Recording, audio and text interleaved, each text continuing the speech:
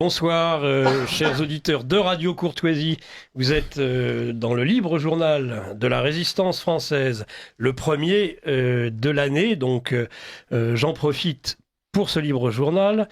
Vous pouvez aussi évidemment nous écouter une semaine sur deux dans le Florilège des Arts. Eh bien, nous avons fait d'ailleurs avec Michel Soyer qui m'a suppléé, une fois n'est pas coutume, la semaine dernière. Mais j'étais passé au tout début pour vous souhaiter des meilleurs vœux au nom de l'ensemble de l'équipe du Florilège des Arts.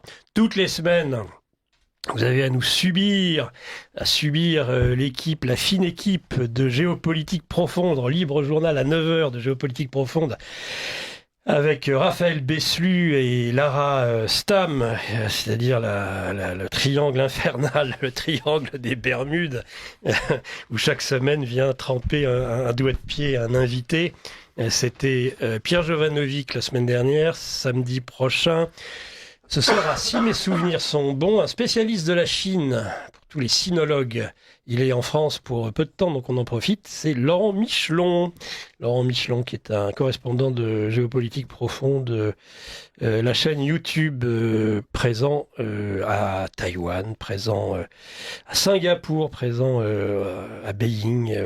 Voilà, c'est celui qui connaît le mieux, en tout cas, chez Géopolitique Profonde, je dirais l'ensemble de ce qui se passe en Indo-Pacifique. Terme qui est proscrit, paraît-il, dont on m'a dit dernièrement que le terme d'Indo-Pacifique est une représentation occidentale de l'Indo-Pacifique. Alors je ne sais pas ce que je dois dire. Enfin voilà, c'est la Chine en particulier. Donc nous l'aurons samedi à partir de 9h. Mais nous sommes et en direct d'ailleurs, pendant 3 heures. Ça fait longtemps que je n'ai pas fait sur Radio Courtoisie une émission de 3 heures d'affilée en général. Une partie étant différée, voire l'ensemble. Mais évidemment, pour cette première de l'année, nous devions d'être présent en direct. Je remercie à la technique Axel. Et bien voilà, merci Axel d'avance pour la réalisation de cette émission. Il aura du travail en deuxième partie surtout. Notre bénévole, c'est important le bénévolat. Notre bénévole, c'est Marie-Hélène qui répondra à vos questions, que ce soit au standard, que ce soit par courriel électronique, pour vos observations, remarques, mécontentements s'il y en a. On espère que ça ne sera pas le cas. Je pense que dans cette émission, je pense qu'on sera globalement beaucoup à être d'accord sur les thèmes et sur les invités qui vont se succéder dans cette émission.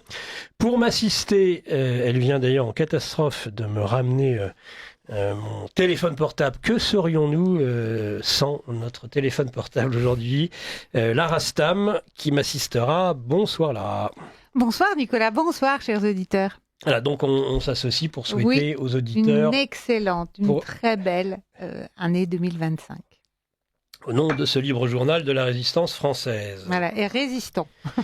Résistons. D'ailleurs, le thème général de l'émission, ce sera justement résister au retour de l'ordre sacrificiel, ce qui devrait vous aider à deviner un petit peu les thèmes que nous allons développer. En première partie, nous évoquerons René Girard, le père du système mimétique, l'auteur de La violence et du sacré. Je vais vous dire tout de suite quels sont les invités. Après vous avoir annoncé en seconde partie, thème que j'ai beaucoup abordé, que nous avons beaucoup abordé à partir de mars 2020, qui est à la fois la crise sanitaire et puis le problème du virus et des vaccins. Et aujourd'hui, donc la parole commence enfin à se libérer un peu. Donc on va pouvoir parler avec nos invités. Ils seront nombreux, certains en distanciel, certains en présentiel. Eh bien, nous pourrons évoquer entre autres les effets indésirables des vaccins, sujet extrêmement sérieux. On rappelle que dans ce triangle qui là n'est pas des Bermudes, c'est pire, c'est le triangle de Karpman. Eh bien, vous aviez à un angle le virus, au second nous, les victimes du virus, et puis le sauveur, bien sûr, dans un triangle de Karpman. Vous avez toujours le sauveur qui arrive. Eh bien, c'est la divine injection qui nous sauve, qui nous aurait sauvé, semble-t-il, la divine injection a quelques ratés ou quelques effets indésirables, quelques étant une litote. Alors, qu'est-ce qu'on fait maintenant, Lara? Vous voulez qu'on débute tout de suite la première partie de l'émission? Oui, tout à fait. Non sans avoir dit qu'était extrêmement important, non seulement le bénévolat, mais le don. D'ailleurs, les dons répondent aux bénévoles. souvent. Les bénévoles, le bénévole, c'est un don de soi. Alors c'est un don de soi, et c'est souvent le don des auditeurs, est souvent adressé au patron d'émission bénévole. Je ne voudrais pas trop tirer la couverture à moi. Mon Dieu, on me le reprocherait. Nous sommes nombreux à être des patrons d'émission. Mais enfin, les assistants sont bénévoles également. Les assistants des patrons d'émission sont bénévoles. Le standard est tenu par des bénévoles. Des bénévoles, voilà, il y en a énormément. Bon, après, vous avez bien sûr les services techniques, services administratifs. Et ça, on n'a pas le choix. Mais c'est l'exemple, l'esprit d'une radio associative. Donc on est là parce Dernière radio libre qui est Radio Courtoisie, justement. Si nous existons depuis les années 80, on le doit beaucoup à ça. Le bénévolat, d'ailleurs, on me le reproche, on disait tout travail mérite salaire. Sauf que c'est une façon, peut-être, comme le don d'ailleurs, de retirer à la valeur monétaire sa valeur. Et moi, je trouve ça très bien. Parce que je pense que justement, et ça sera le thème de l'ensemble de l'émission, et surtout de cette première partie, quand vous regardez bien, je pense que la valeur monétaire, à l'origine, alors je me suis beaucoup engueulé à un moment donné avec des invités sur ce sujet, je pense qu'à l'origine, l'argent tient du sacrifice, justement. On rappelle d'ailleurs les premières pièces de monnaie, tenez-vous bien, étaient frappées à l'effigie d'Artémis, la déesse Artémis. La déesse Artémis et les Artémisiens.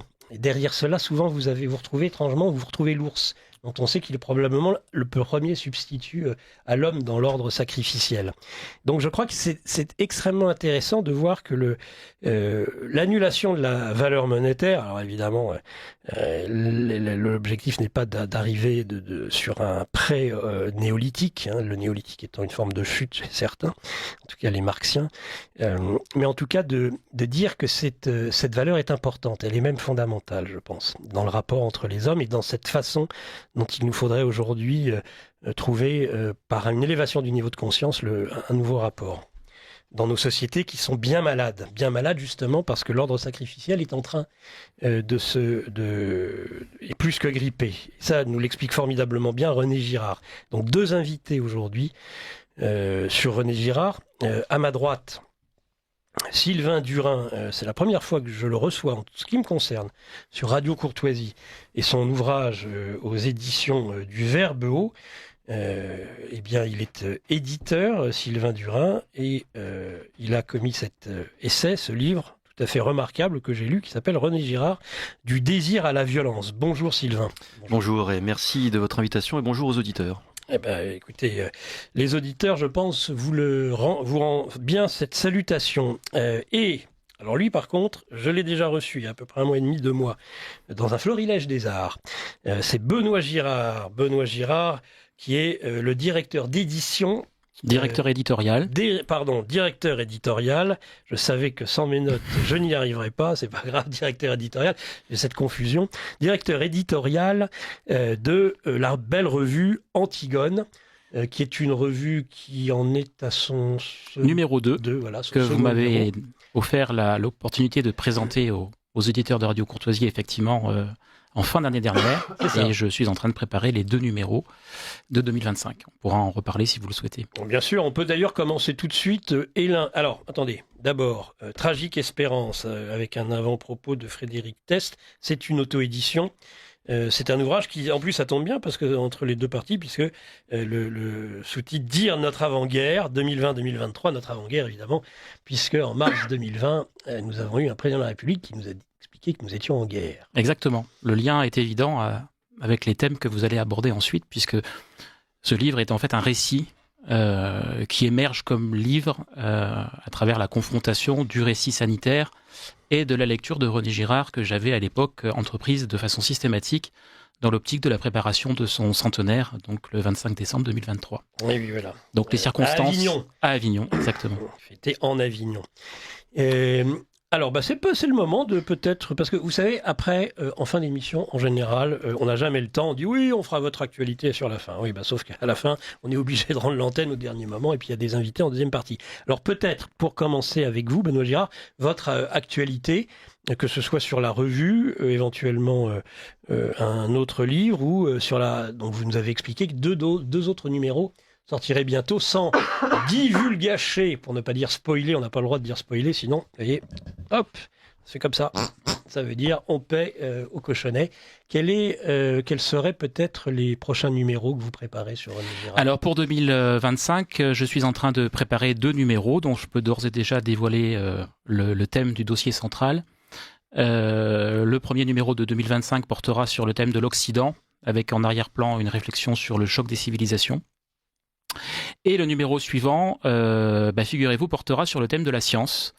Et donc, il s'agira de faire un état des lieux de la science en Occident, d'une manière générale, en s'appuyant sur le coup de pied dans la fourmilière que représente l'épistémologie gérardienne, dont je pense qu'elle peut apporter, sinon des solutions, en tout cas un éclairage intéressant sur les tensions qui affectent le milieu scientifique.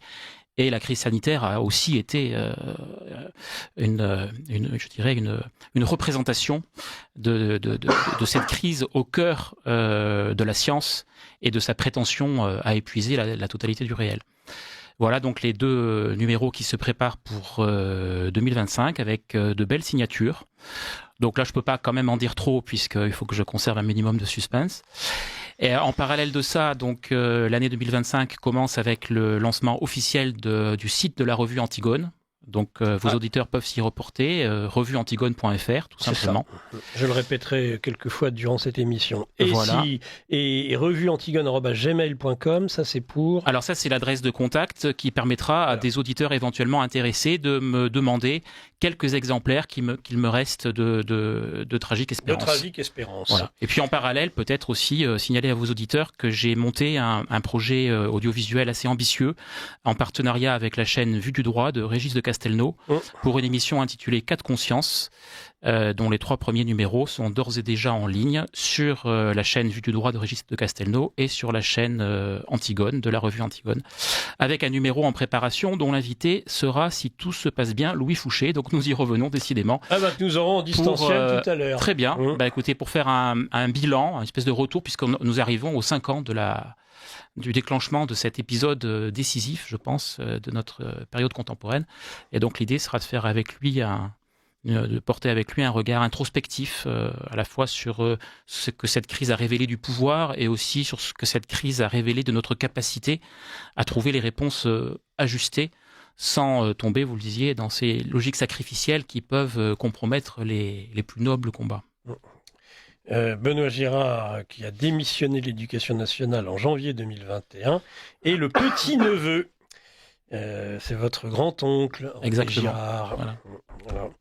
Alors je me tourne sur ma droite. Je pense que là, j'ai un auteur, j'ai un éditeur avec une librairie en ligne qui est atteint justement de ce terrible mal dont on parlera. Et Sylvain, vous inquiétez pas, restez avec nous. Du Covid, il va y avoir une palanquée, une palanquée de médecins, d'experts, de spécialistes qui vont déjà vous rassurer en disant ce n'est rien. Tout va dans bien. un second temps, vous allez peut-être avoir une ou deux ivermectine. Ça devrait très bien faire l'affaire. On a le droit de le dire. Il paraît que sur YouTube, on peut dire ivermectine, mais alors il faut éviter hydroxychloroquine parce que vous êtes tout de suite striké. Vous devez mettre 1 euro dans le cochonnet, là, je crois. Mais striké, là Voilà. Mais oui, striké, quelle horreur. Ouais. Non, mais de toute façon, je file un très mauvais coton, c'est vrai que... Mon cerveau revient, vous voyez. Il est vif, je vois ça. Sylvain Durin, René Girard, Du désir à la violence, donc c'est aux éditions du Verbe O, du vers, le verbe, et O, H-A-U-T, avec un T qui ressemble à une croix. Absolument. C'est pas le taux de la Kabbale. Non. Qui ressemble, si vous avez regardé, d'ailleurs, dans le mobilier liturgique de Notre-Dame de Paris, espèce de pupitre, ça a un autre nom d'ailleurs, c'est un mot atroce de dire pupitre. Vous savez, là où ils mettent justement à la fois les textes religieux. Oui. Et le donc- lutrin. Le lutrin, non? J'avais entendu un autre nom, mais c'est bien peut-être. Mais alors il dit, il ressemble à une croix. C'est ce que disait Ulrich. Il ressemble pas du tout à une croix, il ressemble à un tau, justement. Vous savez que le taux était une préfiguration de la croix. En Alors réalité. sûrement. Mais le remettre aujourd'hui, c'est se remettre dans une époque qui est antérieure à celle de l'arrivée du Christ et dans l'incarnation. Et donc on revient dans un monde, pour le coup, de sacrifice humain.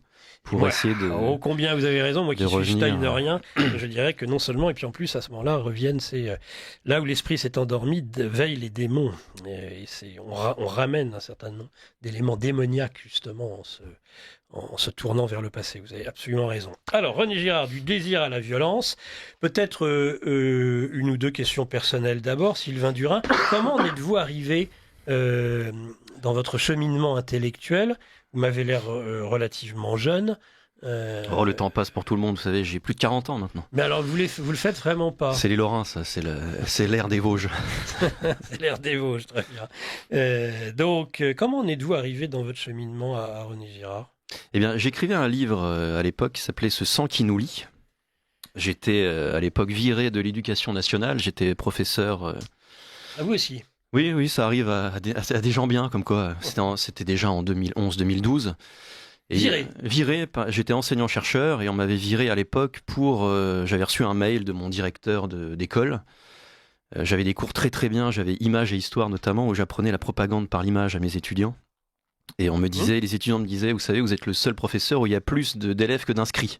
Donc, comme quoi, ils m'ont viré pour d'autres raisons. Succès. Et j'ai reçu un mail un bon matin me disant, Monsieur Durin, avec tous les ismes que vous pouvez imaginer, vous êtes tous les istes, vous êtes royaliste, vous êtes catholique. Vous êtes, je sais pas trop quoi, il n'y avait pas nazi. Une conférence que j'avais donnée, je crois, où j'avais dit que l'Europe peut-être devrait se retourner vers sa tradition chrétienne pour s'en sortir. Oh là là, quelle horreur! Ce qui était pareille vérité. Incroyablement sulfureux. Une évidence. Et du jour au lendemain, je n'ai plus le droit de mettre les pieds dans l'établissement là où je donnais des cours. Et donc j'ai dû arrêter ma thèse, puisque j'étais enseignant-chercheur. Et dans ma thèse, dans le contrat, vous savez, on n'a pas le droit de porter plainte, d'être en différend juridique avec son université. Et évidemment, je me suis défendu. J'ai gagné mon procès. Donc l'université de Lorraine avait été condamnée à l'époque à discrimination politique à l'embauche. C'est quand même énorme. Personne n'en avait parlé, évidemment. Et je me suis dit, écoute, c'est pas très grave. C'est pas un milieu qui te correspond de toute manière. Tu aurais été malheureux. Donc continue ton travail. Moi, c'était sur la figure du père à l'époque que je travaillais. Et j'ai dressé, en fait, dans Ce sang qui nous lie, donc c'est devenu Ce sang qui nous lie, une histoire de la figure du père à travers les âges. Et je m'étais rendu compte d'une chose, c'est que dans le monde archaïque, que j'ai défini comme étant un monde matriarcal, il y avait quelque chose que je ne comprenais pas, qui était cette violence du tous contre tous qui passe à celle du tous contre un. Je n'avais pas le vocabulaire, je n'avais pas la compréhension. Donc pour moi, le livre n'était pas publiable. Et ce que je disais à Benoît Girard tout à l'heure, je ne sais plus si on m'a prêté le livre, si je l'ai trouvé dans une librairie, si je ne sais plus. Je lis La violence et le sacré, et là, évidemment, c'est comme une sorte de révélation. J'avais la compréhension de la désignation du bouc émissaire. Et j'avais les liens, et j'ai pu terminer mon livre, ce qui a donné Ce sang qui nous lie. Ensuite, comme je fais avec tous les auteurs qui m'intéressent, je lis tout ce qui est traduit en français en tout cas, parce que mon anglais n'est pas assez bon. Donc j'ai quasiment tout lu en très peu de temps. Et puis j'ai découvert un auteur qui m'a plu d'abord pour une chose, c'est pour sa souplesse intellectuelle. Il faut qu'on se reconnaisse, je crois, parfois dans les auteurs qu'on apprécie, et je m'y suis reconnu aussi dans le fait qu'il était à la fois, pas doctorant, mais à la fois il avait un diplôme, mais il est très autodidacte. J'aime beaucoup ces personnalités qui fonctionnent sur l'instinct, qui ont un bagage quand même. René Girard, j'ai lu sa biographie de Benoît Chantre, il y a un bagage intellectuel qui est quand même très très conséquent et qui me dépasse de loin. Mais avec un doctorat à la clé qui va lui permettre ensuite aux États-Unis de mais avec ce côté autodidacte et ce côté, je ne vais pas m'arrêter aux barrières des conventions ni aux barrières des murs de l'université. Si j'ai une intuition, je vais la pousser jusqu'au bout. Et on se rend compte aujourd'hui que beaucoup d'intuitions, comme le désir mimétique, ont été validées par la science. Même la crise sacrificielle aujourd'hui est validée par la science, l'anthropologie, l'archéologie, et d'autres. Et donc c'est un auteur qui m'a vraiment passionné. Je ne pourrais pas dire que je suis girardien, et je pense qu'on ne peut pas être girardien parce que c'est trop riche. Il y a trop d'évolution dans la pensée de René Girard. Être girardien, ça voudrait dire être avec René Girard en tout instant, en tout lieu et en tout livre. Et je pense que ce n'est pas possible, et c'est ce qui le rend, à mon avis, génial. Moi, je pense que votre grand-oncle était le plus grand cerveau de la deuxième moitié du XXe siècle. Mais vraiment, je pèse mes mots en disant ça, et c'est une grâce d'avoir un auteur français comme ça. Vous avez lu, et vous faites de René Girard le plus grand penseur du XXe siècle. Oui, vraiment, c'est ce que je pense. Ça, c'est mon avis.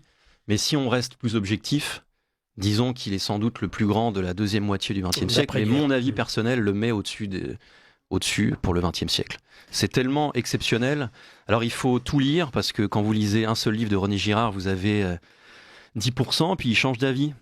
J'ai rencontré très peu d'auteurs qui peuvent dire dans un livre « je me suis trompé, quelqu'un m'a aidé à comprendre, je vais m'orienter vers ça, je vais tester d'autres intuitions, etc. » Donc voilà, c'est un auteur qui m'a, je pense, beaucoup aidé dans l'écriture. J'avais une dette envers lui.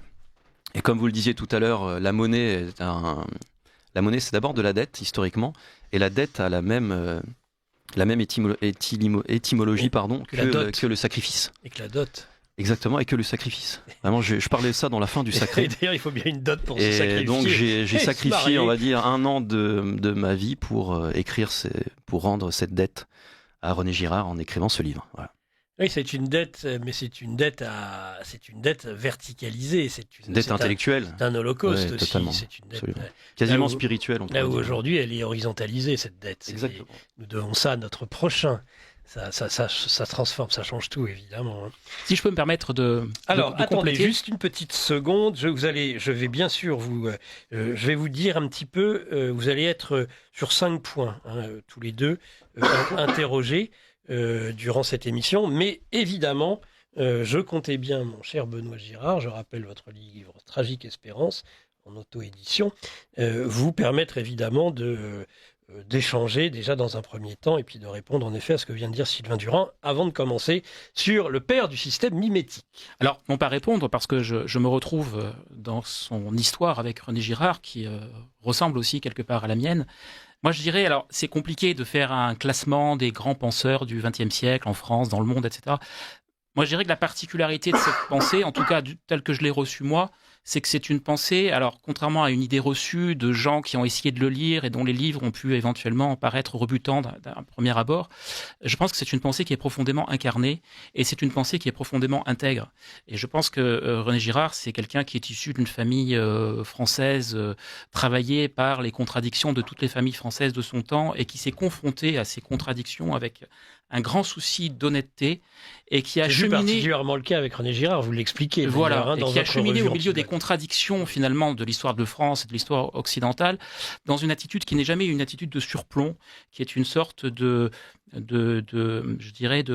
pensée au cœur de la modernité. C'est ni une pensée... pour ni une pensée contre, c'est une pensée qui s'empare de tous les outils qui ont pu être produits par la pensée de son temps et qui a cheminé au milieu de tout ça avec un grand souci, encore une fois, d'intégrité et d'honnêteté. Et donc cette pensée, si vous voulez, ça n'est pas, on ne peut pas la figer à un moment donné, c'est un grand mouvement finalement au cœur de... Moi, avec le recul, je trouve que René Girard est vraiment l'auteur qu'il faudrait faire lire à des terminales, parce que c'est une espèce de vigie, en fait. Un peu compliqué pour des élèves de terminale aujourd'hui, tout du moins.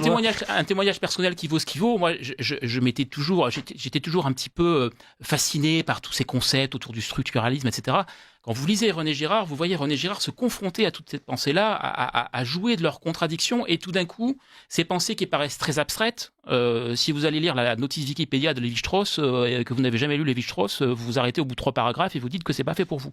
Quand vous rentrez dans Lévi-Strauss à travers la façon dont René Girard le questionne, tout d'un coup, beaucoup de questions deviennent des questions actuelles. Alors qu'on soit d'accord ou pas avec les conclusions qu'il en tire, on se rend compte qu'en fait, il formule les questions que nous nous posons tous, que nous soyons de droite, de gauche, catholiques, pas catholiques. C'est vraiment ça, je pense, qui fait que René Girard occupe une position originale, pour le meilleur et pour le pire. Pour le pire dans le sens où, comme c'est une pensée qui est très foisonnante, beaucoup de gens qui sont enfermés dans une spécialisation disciplinaire ont tendance à dire que c'est une pensée qui n'est pas sérieuse. Pour le meilleur, parce que malgré tout, c'est quand même la pensée de René Girard, sa réception, une sorte d'agora démocratique où finalement on peut justement susciter des rencontres et des débats, articuler différemment un certain nombre de sujets qui travaillent de façon très violente. Je pense en particulier, on aura peut-être l'occasion d'en reparler, mais la question du wokisme qui inquiète beaucoup à droite, je trouve que la pensée de René Girard permet de l'aborder à nouveau frais, justement en sortant de cette espèce de vision complotiste où on imagine des intellectuels sulfureux. Vous employez là. C'est une pierre, ce mot. Mais on comprend avec René Girard en fait que la pensée wokiste, elle nous est pas tombée dessus comme ça de nulle part. C'est un mouvement de pensée qui travaille la société occidentale et loin de la valider l'idée telle qu'elle est ou de la rejeter de façon extrêmement violente comme étant la responsable de toutes les dérives, on constate à travers la pensée de René Girard que toutes les questions qui se posent autour du genre et ainsi de suite sont des questions qui sont liées à cette bombe, on y reviendra dans le cours du débat, qui est finalement le message chrétien et la survenue de la croix dans la grande aventure de l'histoire humaine. Je pense que la déconstruction de toutes les institutions, de toutes les valeurs, c'est ce qui explique génialement René Girard. Voilà. C'est Mais en sachant qu'il y a une christianisme. dimension déconstructrice malgré tout dans le christianisme. Mais c'est ce que je vous dis. Voilà, C'est qu'il faut se coltiner. C'est même, il faut s'y coltiner. Voilà, il faut s'y coltiner. Il écrivait dans certains livres, René Girard, que le christianisme, c'était la religion de la sortie de la religion. Je l'ai même lu, ça, sous sa plume. Alors ça, c'est Marcel Gaucher, je crois qu'il a c'est la sortie du sacré, je crois, qu'il disait. Oui, mais voilà. il faut remettre Je me suis termes. trompé, oui. Mais ça revient au même, en fait. En termes girardiens, moi, je ne sais pas si ça revient vraiment au même, en réalité. C'est vraiment une question à débattre. Est-ce qu'il ne voulait pas dire que finalement le christianisme était la religion qui nous sortait du sacré archaïque pour nous faire rentrer dans un monde qui n'est plus un monde cyclique, dans lequel l'homme n'a pas les moyens de changer sa condition, tandis que le christianisme est plus dans une vision linéaire du monde, c'est saint Augustin qui explique ça très bien, pardon. Et on sait que nous n'avons plus besoin de sacrifier à un dieu ou à des dieux ou à des déesses pour changer notre condition. Il faut se retrousser les manches, il faut bosser, il faut faire des communautés, il faut travailler, etc. Et je pense que c'est dans ce sens-là que René Girard voulait l'a expliquer. Je peux me tromper, mais c'est en tout cas comme ça que je l'ai lu. En tout cas, on pourrait faire 1h30 rien que sur ce sujet, si on commence là-dessus. Alors, juste une toute petite pause avec les auditeurs. Oui, il s'agit bien du... attention, parce que... Vous avez trouvé de l'ivermectine pour moi, c'est ça? Alors là, est arrivé, parce qu'il participera en deuxième partie, il est bien connu des auditeurs de Radio Courtoisie, c'est évidemment le docteur François Godot. Il va s'occuper de vous. Docteur, si vous pouvez ausculter notre malade. Je prends l'ordonnance. Pendant que je m'occupe des questions. Alors tiens, ça c'est amusant. Vous avez ils sont si érudits, nos auditeurs, et souvent ils me prennent à défaut. Le premier me dit que le fameux pupitre, là, ce serait la crédence. Et le second, un lutrin. À moins que c'était été peut-être mal écrit ou que je lise mal Marie-Hélène. Là, c'est pareil, le terme français bénévolat n'existe pas. Ça commence bien. Non, c'est bénévole R. Bon, je ne sais pas. Qu'est-ce que vous avez... à propos de la religion, René Girard parlait du meurtre d'une victime émissaire grâce auquel on obtient la régulation des désirs individuels. Bon, on va y venir, cher auditeur. Le wokisme, c'est ça finalement. Le wokisme, c'est un combat victimaire. C'est quelle victime va l'emporter sur l'autre. On est tous la victime. Alors évidemment, le bouc émissaire génial, c'est le blanc catholique, patriarcal, etc. Mais même au sein du wokisme, il y a des contradictions et tout le monde est plus woke et plus victime que l'autre. Donc là, René Girard peut nous éclairer de manière absolument géniale parce qu'il nous explique que notre désir ne nous appartient pas. Peut-être que ce sera le premier point. Là, sur ce sujet, il y aurait peut-être éventuellement une amorce de discussion entre nous. Ça commence bien. Dans le sens juste avant que vous... j'ai dit, je vous coupe sciemment, parce que chaque fois vous prenez la parole avant même de me l'avoir demandé. Vous savez que je suis un des patrons d'émission les plus autoritaires de cette radio. Et d'ailleurs, j'ai des remarques des auditeurs. Quel plaisir, une émission en direct avec Nicolas Stocker et Alain Assam. Ça me manquait. Bonne année à vous, patron d'émission au pluriel. Technicien au pluriel, bénévole, qui faites vivre Radio Courtoisie bien cordialement. Nous vous écoutons, Benoît Girard. Oui, dans cette approche du wokisme comme posture victimaire, je pense que il est intéressant et il est important d'avoir une approche tragique de la pensée de René Girard dans cette affaire de sortie du sacré. Parce que effectivement, chez René Girard, il y a cette idée que l'événement de la croix révèle le mensonge, la chose cachée depuis la fondation du monde. Donc il y a une forme d'émancipation du sacré archaïque. Mais en même temps, et c'est là où effectivement la pensée de René Girard est au cœur des questions qui nous travaillent tous profondément. Il n'y a chez René Girard aucun, mais je pense que Sylvain Durand sera d'accord avec moi là-dessus, mais je vais le formuler un peu différemment.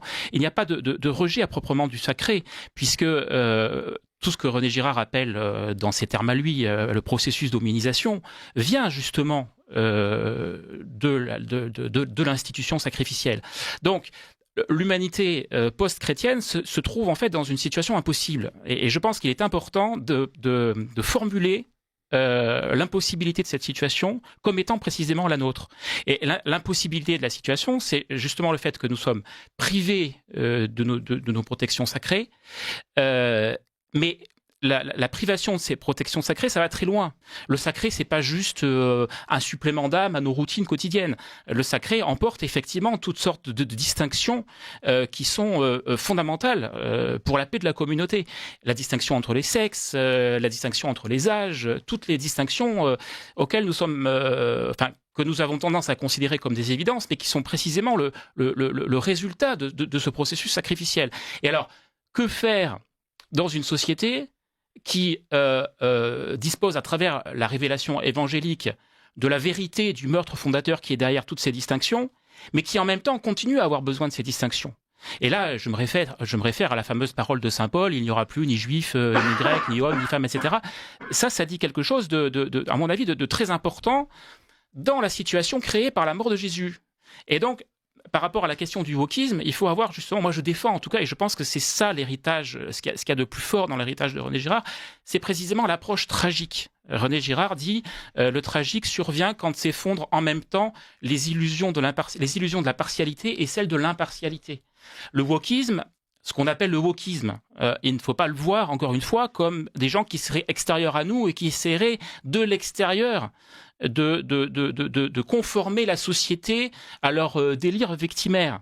Et il faut voir que le désordre, il est créé intrinsèquement par la révélation chrétienne qui, au bout du bout, nous dit que derrière toute distinction culturelle, y compris les distinctions de genre ou les distinctions de sexe, selon le vocabulaire qu'on veut employer, il y a un meurtre fondateur. Alors, comment on organise le rapport entre les hommes et les femmes dans un contexte où toutes ces distinctions culturelles sont plus ou moins obsolètes ?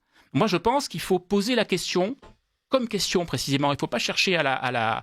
Et donc, quand on dit que le woke est en fait une posture victimaire, moi je dis attention à ça. Je pense que il y a précisément la tentation de toujours voir le bouc émissaire désigné par l'autre. Et en fait, effectivement, on ne peut pas nier qu'il y ait derrière un certain nombre de postures woke une posture victimaire, mais auxquelles répondent des postures victimaires des anti-woke. Ouais, voilà. Et ça, je pense qu'il faut, et c'est pour ça que moi cette dimension tragique m'est très chère dans la relecture que j'ai pu faire de René Girard sur le tard. Je pense que c'est ça qui est intéressant chez René Girard, c'est justement de ne jamais se confronter à des formes de pensée qui nous paraissent très aberrantes, très dérangeantes, comme venant de l'extérieur, parce que ça finalement c'est le schéma mythique de base. On est dans une communauté qui est perturbée et on va essayer le terme, l'expression est impropre parce que ça surgit de l'immanence sociale.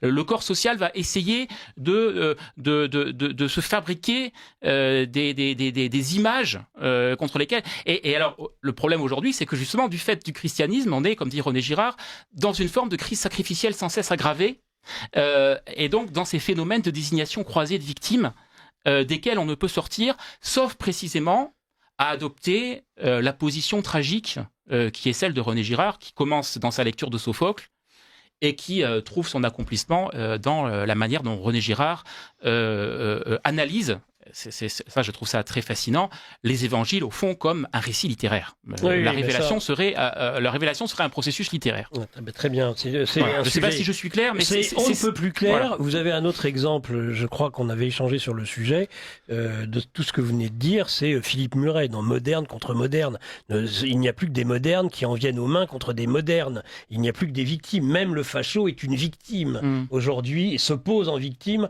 Même le complotisme. Et la façon dont on essentialise le genre dans les milieux anti-woke par volonté de prendre le contre-pied de la pensée wokiste est elle-même une forme de position victimaire. En fait, ce sont deux... vous voyez, le surinvestissement des stéréotypes de genre, ce qu'on appelle les stéréotypes de genre dans la théorie du genre, précisément, sont en fait... Et ça rejoint des analyses que vous faites aussi, hein, on finit toujours par ressembler à son ennemi. Oui. Et il y a une façon de mettre en avant l'essence masculine ou l'essence féminine qui, en fait, procède des mêmes ressorts que ceux de ce qu'on appelle encore une fois la pensée woke. Et donc je pense que c'est important, à mon avis c'est ça le meilleur de l'héritage girardien, c'est de penser la situation de la société comme un conflit dont nous sommes tous partie prenante sur un plan d'égalité. Merci beaucoup. Vous inquiétez pas, Sylvain Durin, vous avez du retard. J'ai un chrono. Je vais vous laisser le temps. Alors, juste avant, il y a le sparadrap, vous savez, du capitaine Haddock. Donc, un auditeur, justement, sur ce pupitre. La crédence, l'autre. Le lutrin, eh bien non. Et je sais que c'est le troisième qui a raison pour le coup, parce que maintenant je me souviens, c'est pendant que docteur, je pense qu'il y a quelque chose à faire hein, avec Sylvain. Donc c'est Lambon. C'était Lambon, bon sang. Voilà, René Girard c'est bien, Louis-Ferdinand Céline c'est beaucoup mieux. Oui. Cette comparaison n'a pas lieu d'être à mon avis. Allez. Alors, je ne suis absolument pas en désaccord avec tout ce que j'ai entendu. Je suis même plutôt en accord, puisque dans mes précédents ouvrages, j'avais expliqué que le masculinisme n'était qu'un miroir mimétique du féminisme et qu'on ne peut pas combattre un problème en inventant un autre. C'est un exemple très simple pour illustrer un peu ce que vous venez de dire. Maintenant, je trouve qu'il y a un angle mort que j'essaie de traiter dans la dernière partie de mon livre. Il y a un angle mort dans le travail de René Girard qui n'est jamais... qui n'est jamais pris, qui n'est jamais regardé, qui n'est jamais éclairé. Laissé dans l'ombre. Laissé dans l'ombre, merci. Il va falloir m'aider aujourd'hui parce que le cerveau vous savez, quand au théâtre ou autre, le rideau est levé, vous avez toujours un point dans la levée d'un rideau qui n'est jamais visible. Moi, j'ai besoin des souffleurs du théâtre aujourd'hui. Et c'est-à-dire que si on va sur René Girard jusqu'au bout, que nous explique René Girard, c'est qu'effectivement, l'incarnation du Christ et la croix nous permettent deux choses. La croix est une source de vie, la croix est une source de savoir. On ne peut plus dire, ça c'est dans les évangiles, pardonnez-leur, ils ne savent pas ce qu'ils font. Mais le Christ institue quelque chose, il ne remonte pas au ciel sans rien laisser aux apôtres et sans rien laisser à l'humanité, ça s'appelle l'Église. Donc le Christ nous donne les moyens de revivre le sacré, il nous donne les moyens de revivre et de participer. Alors je sais qu'aujourd'hui, l'Église, avec Vatican II, j'en parle dans le livre aussi, il y a une forme de protestantisation de l'Église qui est réelle, qui est à mon humble avis très très grave. L'Église catholique d'aujourd'hui. Exactement, qui nous fait passer d'un dimanche matin qui était la participation au renouvellement du sacrifice sanglant du Christ de manière non sanglante. Et puis il y a la résurrection aussi peut-être. J'ai l'impression que ça manque ça d'ailleurs, la résurrection chez René Girard. J'en ajoute. Si vous m'en ajoutez avec mon cerveau malade, on n'y arrivera jamais. Mais il nous permet... Dimanche, c'est la résurrection, c'est pas le sacrifice. Mais le sacrifice, on participe de manière réelle et concrète au renouvellement de ce sacrifice sanglant du Christ de manière non sanglante, qui n'est pas faite par nous, qui est faite par le prêtre. À travers la messe. Oui. À travers la messe, c'est ce que je veux dire le dimanche matin, c'est la messe. D'accord. C'est la Sainte Messe. Et la protestantisation nous dit, mais non, tout ça est symbolique, c'est une assemblée, on va se réunir autour d'un personnage qui a donné l'amour et la paix au monde. D'ailleurs, il y a même ce geste, la paix du Christ, les gens se serrent la main, etc. Tandis que dans le monde traditionnel, il n'y a pas ce type de choses et on revit. Alors il faut y croire, hein, évidemment. La foi, c'est pas moi qui vais vous obliger à avoir la foi. Mais dans le catholicisme traditionnel, vous n'êtes pas juste là pour être en communauté avec vos amis. Je veux dire, ça n'a aucun sens. Vous pourriez rester chez vous. La messe aurait la même valeur. Le prêtre serait tout seul, la messe aurait la même valeur. C'est le renouvellement, je répète, de ce sacrifice sanglant de manière non sanglante. Donc si la communauté nationale ou même mondiale participe activement à ce sacré qui est un sacré supérieur, puisqu'il abolit tous les sacrifices humains du monde et il abolit toutes les indifférenciations du monde, eh bien on n'a pas besoin, si vous voulez, d'inventer des nouvelles théories pour combattre le wokisme. La solution, elle est là. Il n'y a même pas besoin d'en rajouter. C'est-à-dire que vous participez de manière concrète. Alors il faut travailler, hein. Je ne dis pas que tout est absolument conscient quand vous... moi je suis un jeune converti, comme on disait tout à l'heure. Et donc il faut travailler, il faut lire des livres, etc. Mais il n'y a pas d'ésotérisme. Vous voyez ce que je veux dire? Tout est là. Il n'y a plus rien de caché depuis la fondation du monde. Le Christ a dit, tout est là. Tout a été révélé, tout a été dévoilé. Donc je trouve que cet angle mort, je ne sais pas si je m'exprime bien, si ce n'est pas le cas, vous m'excuserez, mais je trouve que cet angle mort n'est malheureusement jamais éclairé, et que c'est la clé pour moi de René Girard, c'est qu'il nous montre que la solution, c'est le Christ jusqu'au bout, c'est-à-dire pas uniquement la figure du Christ dramatique, comme ont pu faire les vents de Balthazar ou des gens comme ça. C'est non, le Christ ne vient pas uniquement pour un aspect tragique, il est la solution. Vous voyez ce que je veux dire? Il est la solution à la tragédie, et tout est déjà là. Alors ça peut paraître très compliqué, puisque finalement, ça veut dire qu'il faut qu'on se retrousse les manches, mais tout est déjà là. Le Christ a déjà vaincu. voyez ce que je veux dire? Je suis le chemin, je suis la vérité. Si vous me permettez, c'est bien Sylvain ça. Durin, je pense qu'il y a... Alors, vous savez, Benoît Girard, vous avez réussi quand même. J'avais un plan en 5 parties. Oui. Et ce plan, on n'a pas commencé la première. Donc, je vais vous laisser terminer. Et après, il va y avoir un bobino. Et on va quand même essayer, parce que je suis persuadé qu'il y a beaucoup de gens, depuis le début, qui se demandent qui est René Girard. Oui, si oui. on leur n'explique pas déjà qu'il est le père de la théorie mimétique, mais je vous laisse terminer. Et après le bobino, on repart. Je vais essayer d'être très rapide. Ce que vous décrivez comme un angle mort, moi je le décrirais plutôt comme une oscillation, c'est-à-dire qu'il y a un rapport chez René Girard au sacrifice qui est constitutif de son itinéraire intellectuel, puisqu'aussi bien dans un premier temps, il revient au christianisme par cette idée que le christianisme serait anti-sacrificiel, c'est-à-dire qu'il serait une solution au sacrifice. Et ensuite, il y a tout ce dialogue que vous connaissez aussi bien que moi avec le père Schwager, qui l'amène à habiter différemment ce dialectique du sacrificiel et de l'anti-sacrificiel. Et vous voyez, là, on est au cœur du sujet. Vous employez le mot solution. Moi, ce mot solution me fait très peur. Moi, je pense que le christianisme met en tension le sacré et la liturgie catholique, en fait, est la mise en spectacle de cette crise sacrificielle qui est provoquée par l'événement de la croix. Et donc, tout ce qui tourne autour de Vatican II, moi, encore une fois, je ne le vis pas comme une perturbation d'un ordre dogmatique ou doctrinal parfaitement stable et qui aurait été déstabilisé par des influences extérieures. Je pense que la crise liturgique telle qu'elle se déploie dans les années 60 est en fait inscrite au cœur même du cheminement du message chrétien. Et le fait que la liturgie soit le lieu de la crise est en fait une mise en abîme de sa nature profonde. Voilà, c'est tout ce que je voulais rajouter. Ça par mériterait rapport à un ce que débat, vous dites. mais voilà. À mon avis, c'est si vous me intéressant, permettez, moi je pense que vous avez tous les deux raison. Pour une raison simple, c'est que c'est la croix. Elle a une horizontalité, une verticalité. Oui, dans l'horizontalité, c'est une mise en tension. Mais dans sa verticalité, Sylvain a raison, tout est dit, tout est consommé. Vous avez les deux. Vous avez les deux, je pense. Et là, je suis assez méfiant par rapport à toutes les convocations de René Girard, dans le sens de dire que le Christ aurait refondé le sacré sur de nouvelles bases. Parce que moi, je vois derrière ça, oui, c'est pas tout à fait ce que vous dites, mais il y a chez René Girard cette critique très intéressante de ce qu'il appelle le christianisme historique et qui est précisément la redigestion de l'événement de la croix pour en faire le fondement d'un nouvel ordre sacrificiel. Et je pense qu'aujourd'hui, ça n'est pas le christianisme qui est en crise, c'est précisément cet ordre néo-sacrificiel qu'on a tenté de refonder la chrétienté. sur une... Voilà, exactement. Et donc, en un sens, moi, cette crise, je l'accueille comme une bonne nouvelle. Parce qu'en fait, c'est un retour au point de départ et je pense qu'il va en sortir le meilleur de ça. je peux dire juste un mot et après. Allez-y, j'arrête, allez-y. Non, simplement un mot, c'est-à-dire que C'est passionnant de toute façon. mais ça mériterait une émission ou une Et discussion. après, on me dit comment 3 heures, c'est trop long, j'ai réduit à 1h30. Vous C'est voyez vrai. qu'on pouvait faire 3 heures sans problème. Mais si la Sainte Messe n'est plus ce que j'ai dit tout à l'heure, c'est pas moi qui l'ai inventé. Hein. C'est-à-dire que si ça n'est plus le renouvellement non sanglant du sacrifice sanglant du Christ, c'est autre chose. Et donc, ce n'est plus le christianisme. C'est pas moi qui l'invente. C'est-à-dire que vous ne pouvez pas dire que Saint Pilice a raison et que François a raison. Il y en a forcément un des deux qui a tort, puisqu'ils disent l'inverse. Là, c'est de la logique, c'est vraiment de la logique pure. Alors, je veux bien ça mérite des débats exceptionnels, hein, bien Principe entendu. de non-contradiction. Mais il y a quelque chose Alors là moi, qui, François pour moi, Pidis, c'est typiquement le dialogue tragique qu'il faut arriver en tant que catholique à vivre dans ce qu'il a de, je vais utiliser le terme à dessein, de crucifiant. Et je pense que ça n'est pas une démarche catholique que de considérer que le christianisme se solidifie autour d'une définition dogmatique qui correspond à une période donnée de son évolution. Et moi, je pense que nous avons beaucoup de chance en tant que catholiques du XXe et du XXIe siècle de vivre dans une période qui est en fait un raccourci de toutes ces contradictions que le Christ a mises à jour.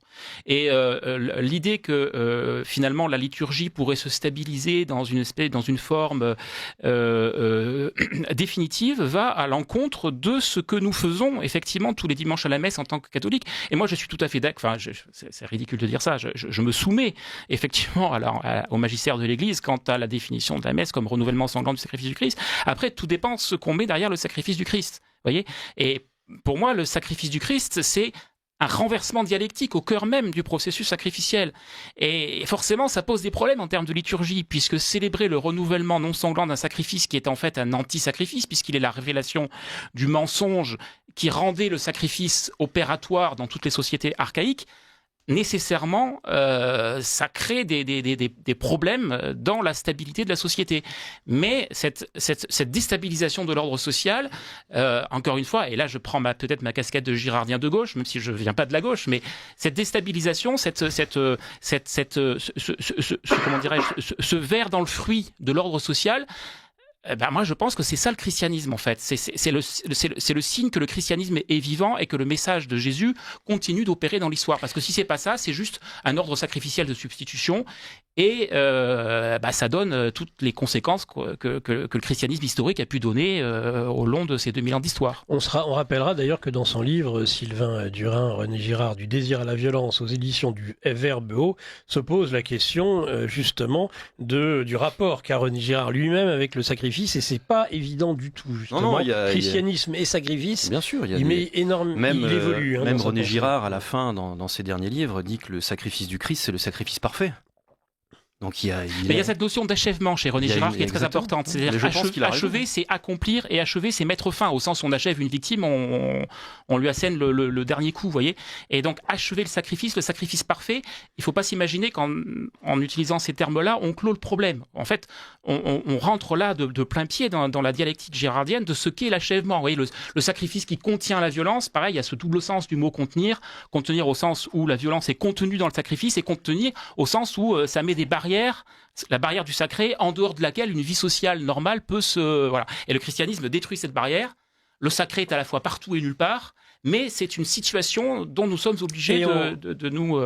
Moi, je suis vraiment pas d'accord, mais je crois qu'on va passer au plan. Mais voilà. On pourrait avoir cette discussion pendant 1 heure, de toute manière. Donc, on rappelle tout de même qu'un des derniers livres de René Girard sur l'achèvement, c'est Achever Clausewitz. Donc ça peut se terminer d'ailleurs en apocalypse nucléaire, ce qui mettra tout le monde d'accord si on reste sous tension.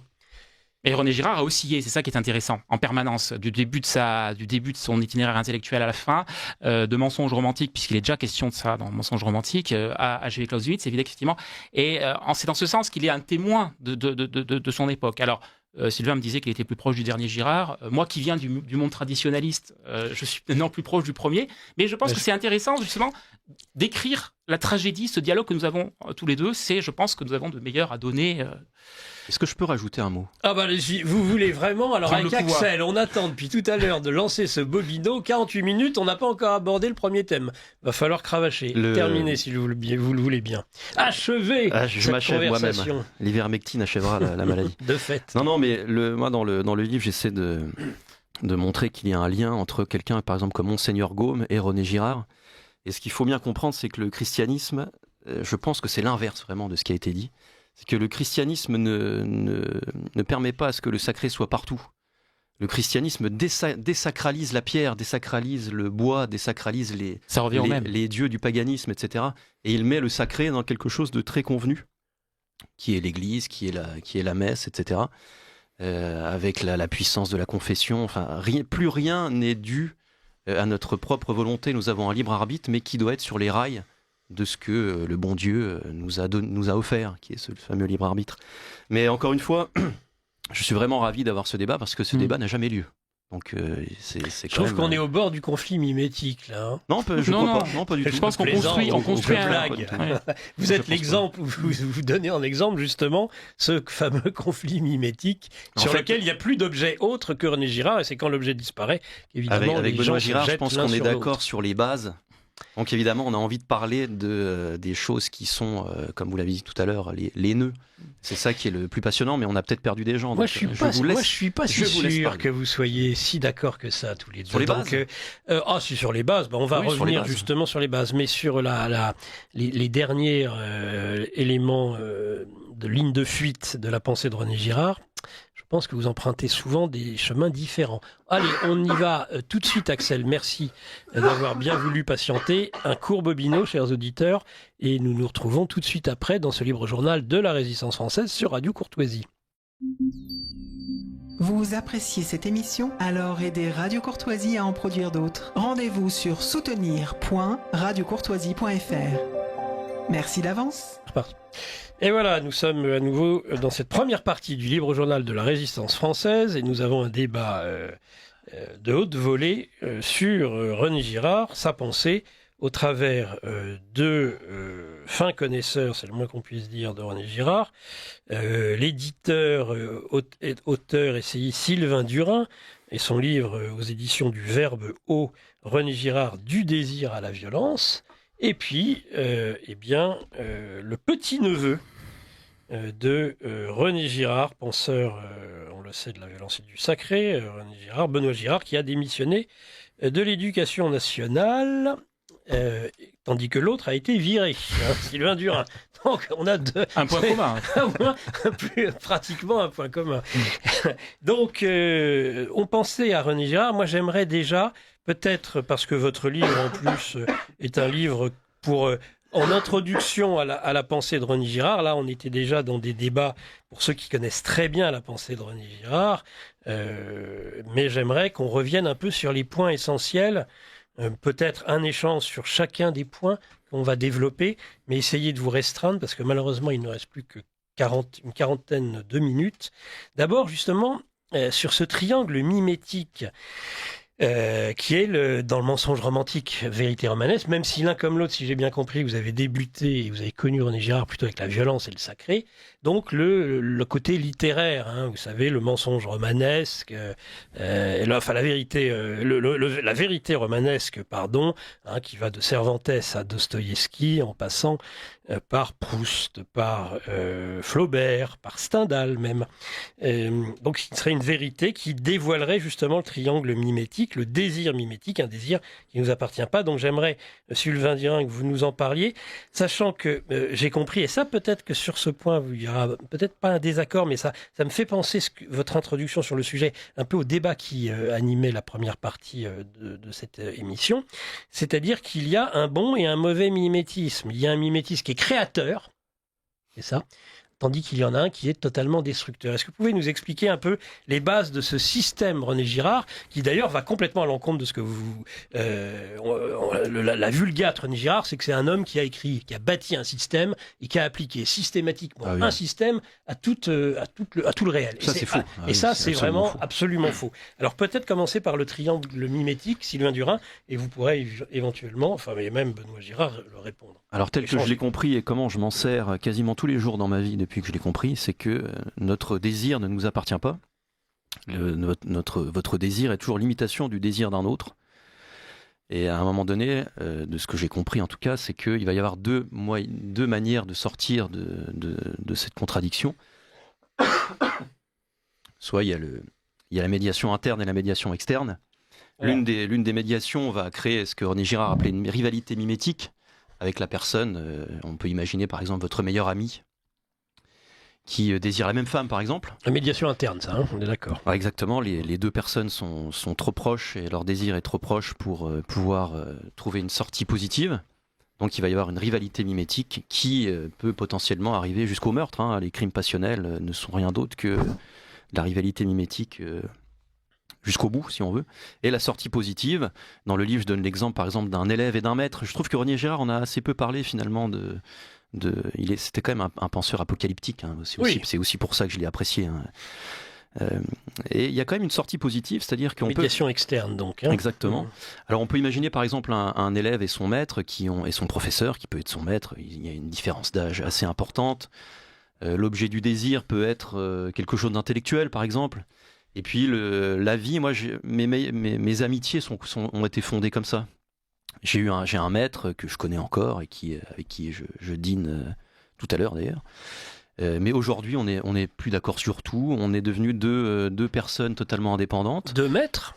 C'est le rôle du maître, pas d'avoir beaucoup de disciples, mais faire beaucoup de maîtres, non? Bon, c'est une banalité. Ça, je vous le laisse, c'est très gentil. Et donc voilà, ça c'est une sortie positive, c'est-à-dire qu'il y a ce que René Girard appelle une conversion. Dès ce livre sur la littérature, il parle de conversion. Et cette conversion, finalement, qui est quelque chose de quand même spirituel, moi je suis assez d'accord avec René Girard, qui est de sortir de cette rivalité mimétique et de prendre conscience que notre désir ne nous appartient pas. Et ça va très très loin, donc je m'arrête là pour laisser la parole, mais c'est un concept qui est une bombe atomique contre la modernité, ça, le désir mimétique. Avec ça, vous détruisez énormément de choses. Mais je laisse la parole. Entre autres, cette mode où on ravale finalement, chacun se croit original, mais étrangement, cette originalité confine au pire des conformismes et donc est la trace justement de ce mimétisme. Je vais laisser Benoît Girard la parole. Par contre, j'aimerais vraiment qu'on puisse aborder tous les sujets. Donc j'aimerais les uns les autres que vous réduisiez votre temps de parole. Oui. Non, mais je vais être très bref parce que sur la question du mimétisme, effectivement, nos bases sont communes, notre lecture est commune, donc je n'ai pas grand-chose à rajouter. Si ce n'est peut-être en deux mots, mais je pense que Sylvain Durin serait d'accord avec moi là-dessus. Ce qu'on peut appeler le bon mimétisme et le mauvais mimétisme, ce ne sont pas deux plats qu'on va choisir à la carte du même restaurant. Il faut un petit peu historiciser la chose. Et le mimétisme étant précisément ce qui nous constitue en tant qu'être préhumain, du fait que, contrairement aux animaux, nous n'avons pas ces protections instinctuelles. Et donc, ce qu'on peut appeler le mauvais mimétisme, c'est précisément cet emballement qui affecte la communauté à partir du moment où le mécanisme d'imitation devient ingérable.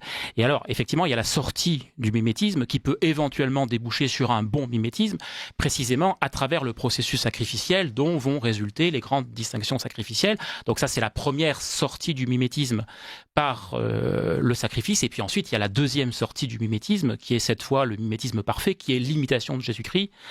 L'imitation de Jésus-Christ étant précisément la capacité à prendre sur nous cette capacité d'auto-sacrifice, de sacrifice de soi, qui laisse le champ libre à des relations interindividuelles authentiques, c'est-à-dire à un dialogue de personne à personne, sans plus avoir à passer précisément par les distinctions culturelles qui sont très utiles, mais qui sont malgré tout systématiquement obérées par l'origine cachée qui est le meurtre du bouc émissaire.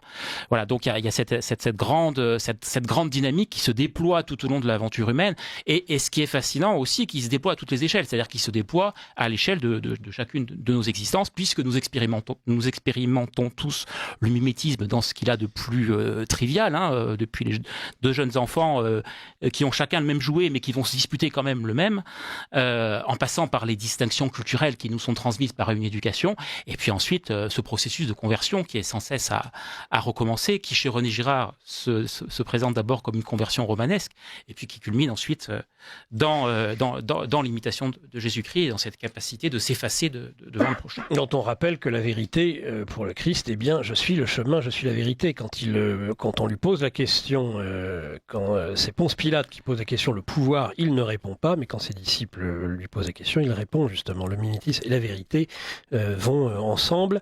J'ajouterais à l'un et à l'autre ce que vous avez dit, c'est que ce désir mimétique, selon René Girard, est un désir métaphysique, c'est un désir existentiel, c'est le désir de l'autre. Même quand l'objet est détruit, même lorsque la femme n'est plus là ou a finalement quitté les deux rivaux, ils se jettent quand même l'un sur l'autre. Alors qu'il n'y a plus d'objet. Et ça, c'est la grande différence, je crois, entre l'homme et l'animal, selon René Girard. Et ce qui est très intéressant chez René Girard, c'est que dans un premier temps, et c'est là où on voit que René Girard est une vigie au cœur des courants intellectuels du XXe siècle, quand René Girard parle de désir métaphysique, c'est la première formulation du désir mimétique dans Mensonge romantique et vérité romanesque. Et il y a derrière quand même, et là en ce sens, René Girard était le penseur structuraliste de son temps, il y a en fait sous-jacent une critique de la métaphysique.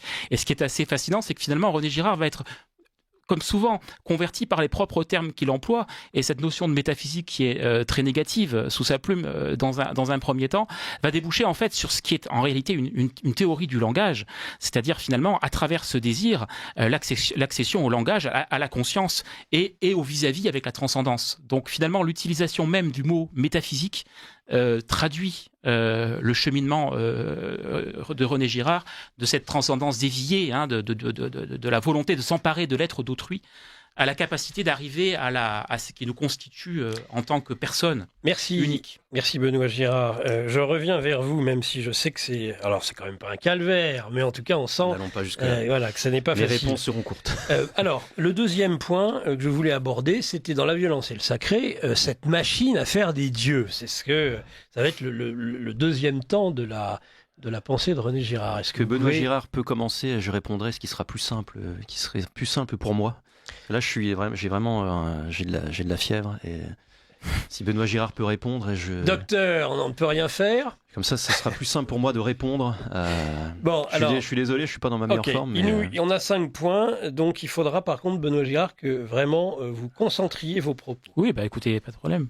Donc, à quoi voulez-vous que je réponde exactement ? La machine à faire des dieux, comment est-ce qu'il détecte finalement qu'il y a déjà quelque chose qui est réel et qui n'est pas symbolique, et que, par la violence mimétique, par phénomène de confusion, comment la société va sortir au niveau collectif de cette violence mimétique et finalement faire du bouc émissaire un dieu.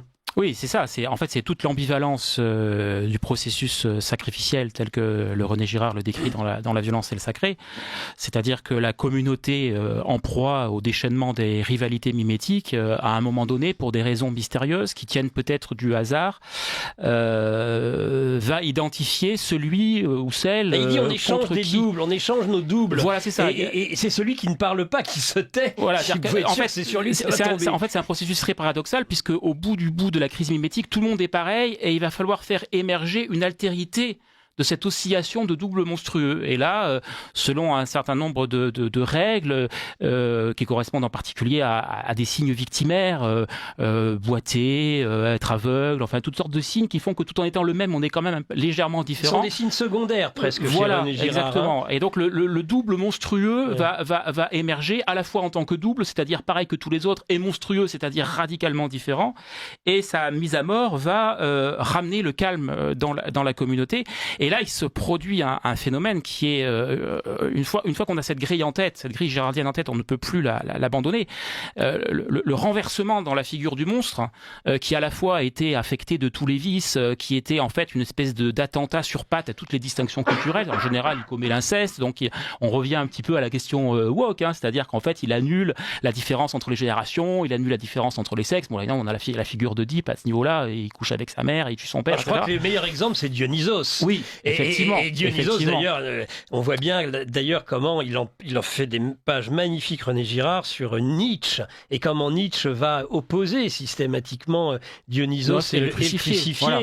Et quand il va y avoir la confusion des deux, eh bien, il va tomber dans la folie et le mutisme. Et alors le retournement qui se produit et qui produit en fait une contradiction au cœur de tous les systèmes culturels, c'est que ce personnage qui est pourvu de tous les vices et qui va permettre la réconciliation de la communauté à ses dépens, du fait qu'il parvient à réconcilier la communauté, va brutalement être auréolé de tout le prestige possible et de toutes les vertus possibles.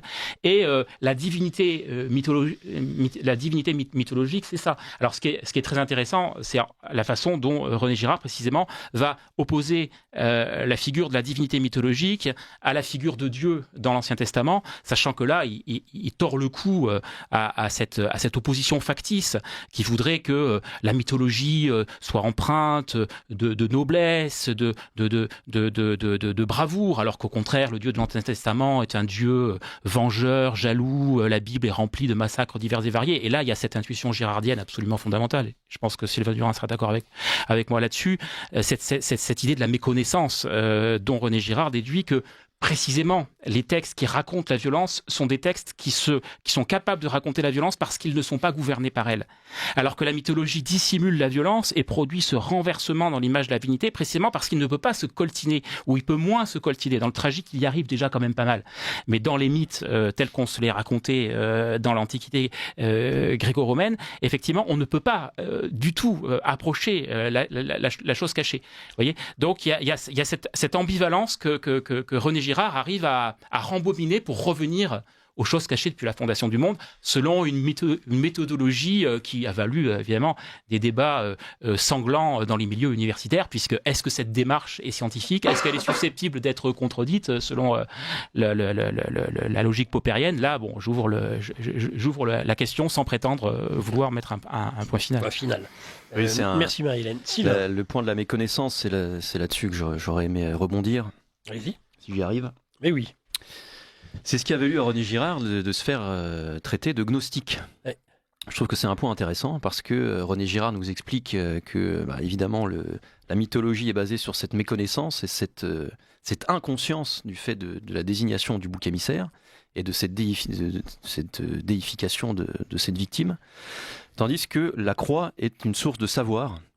C'est-à-dire qu'il y a un dévoilement du mécanisme du bouc émissaire, et c'est l'abbé Schwager qui lui dit « Attention, René Girard, vous allez peut-être dans un terrain où on va vous insulter de gnostique ». Donc là, on va vers le troisième point qui est un petit peu les choses cachées. Non, mais c'est très bien. Ça tombe bien parce qu'il y a 5 points. Donc allez-y, je vous en prie, continuez. J'ai trouvé, je le dis dans le livre, que la réponse, en tout cas dans les correspondances entre René Girard et l'abbé Schwager, la réponse de René Girard était assez décevante. Parce qu'il aurait dû y aller beaucoup plus franco. Évidemment, il faut que la croix soit aussi une source de savoir, sinon ça voudrait dire que l'homme n'en a pas besoin. Ça voudrait dire que tout était su. Et donc on sacrifiait les boucs émissaires de manière totalement consciente.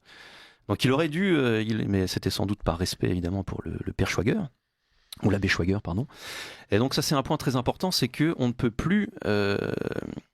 c'est vraiment une déflagration humaine, ça. C'est-à-dire que si vous désignez désormais un bouc émissaire, vous savez que vous le désignez, le bouc émissaire. Donc vous ne pouvez plus dire que vous étiez dans l'inconscience de la mythologie ou... C'est le salaud de Sartre, celui qui sait, mais qui continue. Avoir un bouc émissaire, c'est ne pas savoir qu'on l'a. Savoir qu'on a un bouc émissaire, c'est le perdre. Ça, c'est la formule qu'il a martelée à de nombreuses reprises. Là, il y a vraiment une puissance de la croix. Je trouve que René Girard a été l'un des seuls à mettre en avant. Et je sais qu'il était malmené par beaucoup de théologiens, j'en parle un peu dans le livre. Et pas que d'ailleurs de gens un peu sans doute malhonnêtes, qui disaient, mais dès qu'il y a le mot savoir, connaissance, ça veut forcément dire que vous êtes un gnostique. Mais pour le cas de René Girard, je pense que c'est faux, et c'est ce que j'aborde dans le livre, et je pense avoir montré, des fois je ne suis pas sûr de moi, et je le dis, et que René Girard n'était pas gnostique. Il était peut-être sur 1 ou 2 points, mais c'est peut-être hors sujet, qui mériterait débat avec des théologiens, et il faudrait un jour ou l'autre que des théologiens vraiment d'aujourd'hui se penchent sur cette question. Ce que vous nous expliquez, Sylvain Durin, c'est qu'il y a eu un... Non, parce que vous allez voir, vous allez savoir, vous allez comprendre pourquoi. Parce que je me suis posé la même question, moi j'ai une autre réponse.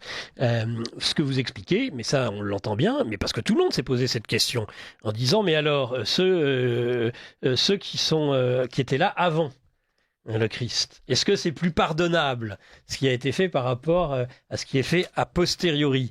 C'est une interrogation que tout le monde a eue, et la réponse elle est pas simple, hein. Il faut s'y coltiner, et je vais demander à Benoît Girard ce qu'il en pense. Moi, mon point de vue, encore une fois, j'en reviens quand j'essayais d'arbitrer entre tous les deux sur la tension ou de la tragédie, ou au contraire le fait d'aboutir à quelque chose. Il y a, encore une fois, il faut penser la croix dans son horizontalité, dans sa verticalité, et je pense que pour un point en tous les cas, qui est la verticalité du Golgotha, ce point en fait est un point de totale verticalité, et la verticalité informe le présent, le futur, mais aussi le passé.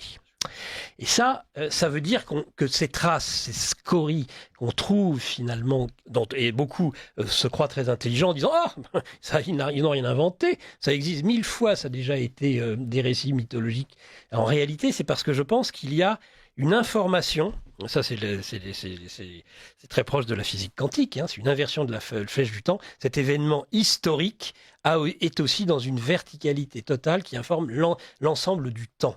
Bon, mais ça c'est mon point de vue. Mais comment vous répondez, vous, Benoît Girard, à cette question que tout chrétien et bon chrétien devrait se poser, c'est qu'est-ce qu'il en est de tous ceux et du salut de leur âme pour ceux qui n'ont pas connu justement la révélation, qui n'ont pas connu la croix, qui n'ont pas connu le Golgotha. Alors, c'est une question qui m'angoisse assez peu, à vrai dire, mais je veux bien essayer de rentrer dedans tel que vous la formulez. On peut la formuler autrement, hein, peut-être. Je pense que, en fait, si on suit l'approche tragique de René Girard, l'histoire humaine peut se saisir globalement comme une dramatique. Et à travers cette dramatique, il y a chez René Girard une position que moi je juge profondément humaniste, précisément, qui est une façon de ressaisir l'aventure humaine dans son unité. Et donc, en fait, il faudrait davantage, je pense, poser la question en termes de responsabilité pour nous, qui sommes au bout du processus, au sens... mais il y a chez René Girard, justement, c'est là où c'est une bombe épistémologique au cœur de la modernité. Et là, je peux suivre Sylvain Durin là-dessus, ou pas d'ailleurs, il me le dira. Il y a chez René Girard une façon de se coltiner en vérité à ce qu'est la mythologie, c'est-à-dire qu'en fait, il se sépare, vous savez, de cette espèce de terreur de l'ethnocentrisme qu'il y avait dans les milieux universitaires des années 70, et où on pensait que pour pouvoir en gros sauver le bon sauvage, il fallait absolument édulcorer les mythes. Et alors, chez René Girard, il y a justement cette mise en contradiction qui fait que René Girard dit non.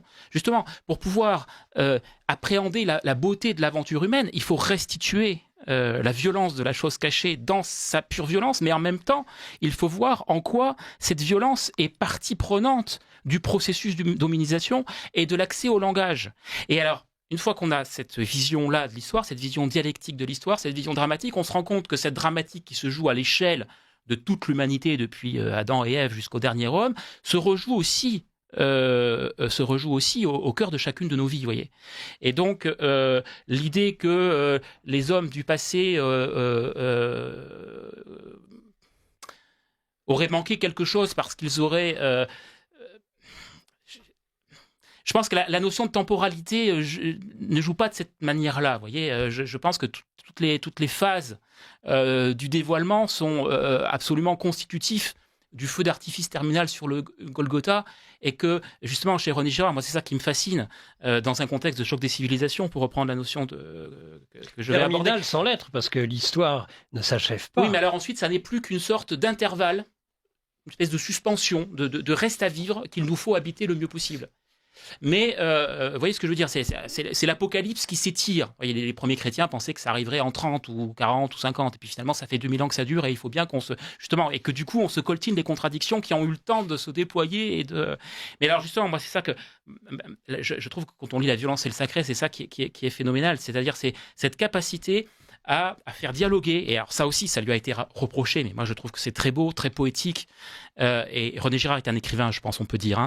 Vous voyez, les mythes aztèques, les rituels d'intronisation des monarchies sacrées africaines, Sophocle, la Bible, le Nouveau Testament, et en fait, vous voyez, toute l'histoire humaine est ressaisie par René Girard par-delà le temps et l'espace, comme une sorte de gigantesque tragédie dont il serait l'écrivain, vous voyez ?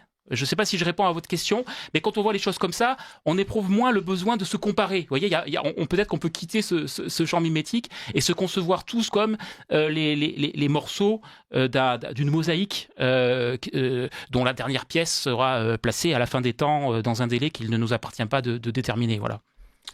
Sylvain Durin. Alors, je vais simplement reprendre les notes.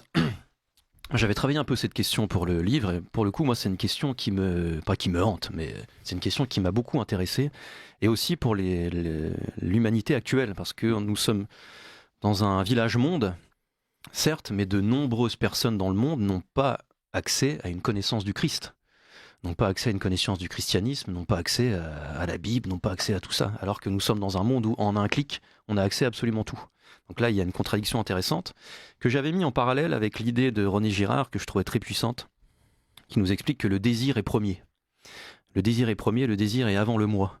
Donc j'avais creusé ça pour le livre. Est-ce que c'est une pensée gnostique ou pas ? Donc je suis allé creuser dans saint Thomas d'Aquin. Je vous donnerai pas forcément tout ce que j'ai dit dans le livre, mais je me suis rendu compte d'une chose, c'est que saint Thomas d'Aquin, par exemple, appelle Dieu le premier désirable. Ce qu'il faut comprendre, c'est que Dieu nous a donné deux choses, enfin nous a donné une chose. Beaucoup de choses, mais une qui correspond au sujet. Il nous a donné le désir de le désirer lui. C'est en nous depuis le premier homme. Et il nous a donné, évidemment, le désir de lui rendre grâce. C'est quelque chose qui est très important pour Dieu. Donc il a donné ces deux formes de désir, enfin une forme de désir, mais en puissance et en acte, on pourrait dire. Donc quand on voit un Aztèque, enfin les Aztèques qui sacrifient, et comment ils font ? Ils ouvrent la cage thoracique, je crois que c'est les Aztèques, vous me direz si je me trompe, mais ils enlèvent tout ce qu'ils peuvent enlever et ils mettent le feu. Pas pour brûler le corps, ils mettent le feu pour qu'il y ait une flamme. Et c'est la flamme de la vie, c'est la flamme de Dieu, tout ce que vous pouvez imaginer. Donc on est dans une forme de préfiguration du sacrifice du Christ, mais dans une forme tellement imparfaite, altérée par le mal, on pourrait dire, que c'est du satanisme quand même. Maintenant, ce qu'il faut regarder, que ce soit pour le passé et pour le monde présent, c'est quelque chose dont on parle assez peu parce qu'on est tous dans nos chapelles, c'est la loi naturelle. Moi j'ai la chance de beaucoup voyager, et j'ai beaucoup voyagé pour réaliser des documentaires. Aujourd'hui, la loi naturelle est plus respectée dans des pays qui ne sont pas chrétiens, qui n'ont jamais entendu parler du Christ, qui ne connaissent pas le christianisme, que dans des pays qui l'ont perdu. Oui. Comme oui, la mais moi, France, qu'est-ce que vous en déduisez ? Attendez, Benoît, s'il vous plaît. Il a laissé quand même un peu Sylvain s'exprimer. Allez-y. Et donc, c'est la question qu'il faut se poser pour le monde actuel. question que j'ai posée bêtement à mon abbé, parce que je n'ai pas la réponse.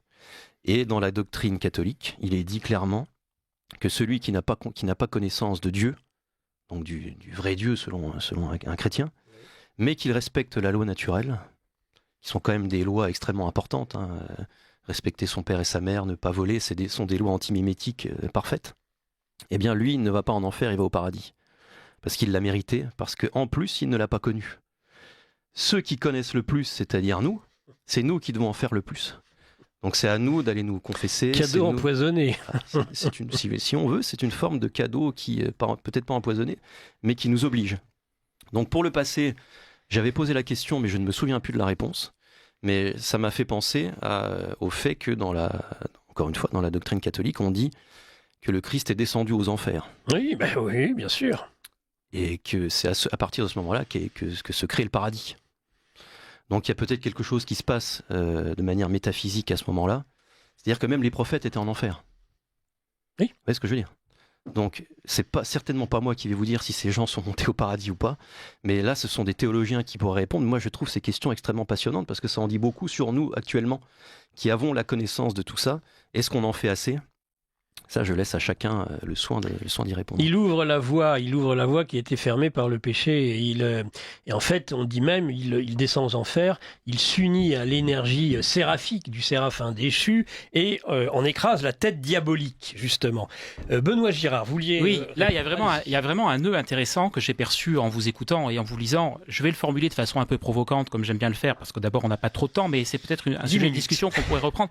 Je vois bien ce que recouvre cette notion de loi naturelle, mais justement, moi, il me semble que la pensée de René Girard permet de l'aborder, encore une fois, de façon plus historique, au sens d'une dynamique auquel a rapport précisément le processus sacrificiel. Parce que, en fait, ce que vous avez tendance à appeler la loi naturelle, et dont les Aztèques, par exemple, à travers leurs sacrifices horribles, seraient je dirais, fermés, moi, je le verrais dans une dynamique inverse. C'est-à-dire que précisément... Oui, alors, bon, excusez-moi, mais juste pour aller au bout, puis vous me direz ce que vous en pensez. Moi, je verrais plutôt, précisément, la loi naturelle comme étant l'ensemble des distinctions culturelles qui résultent précisément de cet étonnement sacrificiel dont certains nous épouvantent quand on lit les récits des sacrifices aztèques, par exemple. Mais la loi naturelle, elle arrive précisément au terme de ce processus et non pas en opposition avec ce que pouvaient faire des tribus cannibales dans des temps très reculés. Et la conclusion que j'en tire est en quelque sorte une réponse à la question que vous avez ouverte, qui est de se demander comment se fait-il que quand on va dans des régions du monde qui sont, j'allais dire, épargnées par le christianisme, il nous semble qu'il y a encore un rapport plus authentique à la loi naturelle, alors que précisément chez nous, on a l'impression que plus on s'affranchit de la loi naturelle, mieux on se porte. Et précisément, l'approche tragique girardienne permet de répondre à la question, c'est que le christianisme est passé par là. Et que, en fait, la loi naturelle, pour moi, ce qu'on appelle la loi naturelle, qui est un pis-aller, qui est un ensemble de distinctions qui permettent aux hommes de vivre les uns avec les autres, c'est pas Antigone. Et dépassé, à mon avis, par le message chrétien. Non pas que le message chrétien nous autorise à faire n'importe quoi, mais c'est au sens de saint Augustin, c'est-à-dire de aime et fais ce que tu veux, c'est-à-dire qu'on peut accéder à la personne de l'autre, on peut accéder à l'altérité dans le face-à-face de l'amour conscient. Et donc, précisément, on n'a plus besoin de cette loi naturelle. Mais on est sur le fil du rasoir, c'est-à-dire qu'à la fois, on n'en a plus besoin et on peut se convertir à la sainteté radicale, mais en même temps, on est tous des êtres encore pétris de mimétisme violent, et en fait, on en a besoin, mais on ne l'a plus. Et donc, il y a cette oscillation permanente dans ce que j'appelle, moi, parfois l'Occident terminal, entre le pire et le meilleur. Le meilleur, c'est précisément des hommes et des femmes qui sont parvenus au niveau de sainteté que permet la révélation chrétienne, mais en même temps, par le fait que nous avons été privés de ces distinctions culturelles, des situations de crise sacrificielle qui sont devenues ingérables. Vous voyez, moi, c'est plutôt dans ce processus-là que je verrai les choses. Je ne sais pas ce que vous en pensez. Non, mais ça m'intéresse beaucoup. Je ne suis pas d'accord sur la chronologie, puisque je pense que la loi naturelle est inscrite de manière concrète sur les tables de la loi à un moment qui est précis, mais qu'elle est dans le cœur de l'homme depuis toujours. C'est pas très girardien, ça. Mais ce qui ne veut pas dire que c'est faux. Je n'ai pas dit que j'étais girardien. Mais c'est pas girardien comme concept. J'ai même dit l'inverse. Moi, je pense que je ne suis pas girardien, en tout cas, pas surtout. Et je tire un peu René Girard vers la doctrine catholique traditionnelle, mais vous voyez dans le livre que tout ne tient pas. Et il a pu évidemment commettre des erreurs, comme nous tous, comme moi, peut-être que je raconte des bêtises. Mais je préfère croire, si vous voulez, la doctrine catholique que René Girard sur ces questions. C'est là où il y a un chassé-croisé intéressant entre nous deux, puisque vous êtes donc quelqu'un qui s'est converti au christianisme, alors que moi, je viens du monde traditionnel. Et précisément, moi, c'est à travers René Girard que j'ai eu accès à la critique de ces notions à laquelle vous arrivez par René Girard. Mais voilà, encore une fois, il faut le mettre sur la table. Absolument, et le construire. Je suis totalement d'accord avec vous. Et c'est ça le pluralisme. Mais pour je moi. pense que la clé de cette question, c'est le libre arbitre. En tout cas, il y a une réponse qui est donnée par un de nos auditeurs, Justin le Martyr, écrit dans Apologie du christianisme. Héraclite, Socrate et Platon furent chrétiens comme on pouvait l'être avant le Golgotha. Justin est né vers l'an 100 après Jésus-Christ à Naplouse et martyrisé en 165 après Jésus-Christ. C'est une réponse comme une autre. Une question intéressante, on va voir si vous en avez la réponse. Enfin, moi, je la présume, mais je ne suis pas sûr. Grand merci pour cette émission, nous dit cet auditeur. Qui est à l'origine du combat des doubles ? Qu'est-ce qui est à l'origine du combat des doubles ? C'est une question assez vaste, ça. Dans quel domaine ? Pardon ? Alors, je ne sais pas si votre micro est branché, là, voyez-vous. Ouais, je ne sais pas, je n'en suis pas certain. La question Voilà. me fait penser évidemment au caractère un peu de double sexe de Satan, mais je ne sais C'est pas. Satan, bien sûr, c'est la réponse à mon avis. C'est clairement Satan, bien sûr. Je pense que vous avez raison. Vous savez androgyne, pardon. Vous voyez, oui, l'androgyne. 5 minutes, et nous n'avons pas évoqué le sujet, à mon avis, premier qui explique pourquoi aussi René Girard redevient, il ne l'a pas toujours été, mais revient en lumière, en pleine lumière actuellement. C'est la question de son dernier livre, Achevé Clausewitz. On n'a jamais autant frôlé. D'ailleurs, un auditeur nous demande si finalement l'Ukraine ou la Russie ne serait pas aujourd'hui ces boucs émissaires condamnés pour l'Ukraine à la destruction totale et à la russophobie pour les Russes. Mais c'est parce que finalement, on n'a jamais été aussi proche de ce qui pourrait être une conflagration nucléaire, de cette montée aux extrêmes. Il reste que quelques minutes, j'aimerais juste un éclairage. Allez, on va dire 2 minutes chacun, on se dira au revoir et on se donnera rendez-vous parce qu'en effet, il nous faut une nouvelle émission et il nous faut un Sylvain Durin soigné par le bon docteur Godot pour qu'il nous revienne en pleine forme. Alors, non, Sylvain Durin. René Girard aide à une chose, c'est à ne pas prendre parti trop vite. Parce que effectivement, quand on est spectateur d'un conflit, il faut toujours un peu prendre du recul. Moi, ce qui m'a intéressé, c'est la mécanique vraiment de rivalité mimétique et de montée aux extrêmes, que ce soit dans l'affaire ukrainienne ou dans l'affaire Israël-Gaza. Et là, je rends hommage vraiment au numéro 2 de Antigone. J'invite les lecteurs à le lire parce qu'il y a justement une anti-prise de point de vue, c'est-à-dire qu'on donne la parole à 2 personnes qui ne sont pas d'accord, et ça je dis chapeau, parce que ce sont des sujets qui peuvent mener à une forme d'ostracisation sociale. Donc bravo à vous. Merci. Donc moi, c'est ce qui m'intéresse quand je vois des conflits, c'est quel élément va faire que l'autre, que celui d'en face va monter, et là on a vu finalement une montée aux extrêmes qui, je trouve, se calme. Je pense qu'entre la Russie et l'Ukraine aujourd'hui, je ne dirais pas que les jeux sont faits, je ne suis pas assez qualifié pour le dire, mais la montée aux extrêmes se termine. Parce que l'argent, le tout argent pour l'Ukraine se termine aussi. Donc on voit aussi ce rapport, ça mériterait une émission, mais ce rapport entre la monnaie qui n'existe pas vraiment, la monnaie financiarisée, qui permet justement cette montée aux extrêmes, sachant qu'on l'a dit au début, la monnaie a la même étymologie que le sacrifice. Dernière chose, après j'arrête. Moi je lis et je vois les guerres comme des sacrifices humains.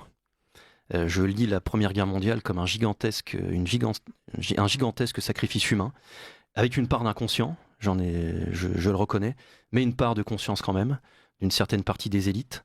Je vois la crise du Covid, et je l'ai écrit dans Ce sang qui nous lie, comme une forme de sacrifice humain.